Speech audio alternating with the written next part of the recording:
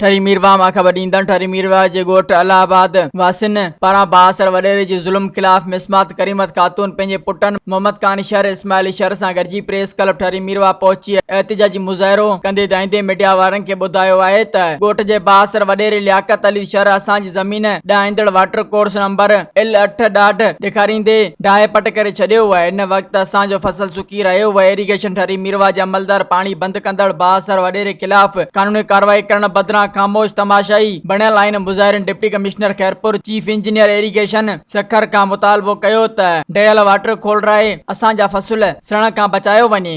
मज़ीद ख़बरनि ऐं तफ़सीलात लाइ विज़िट कयो असांजी वेबसाइट www.awamiNewsHD.com ऐं ॾिसंदा रहो अवामी न्यूज़ HD।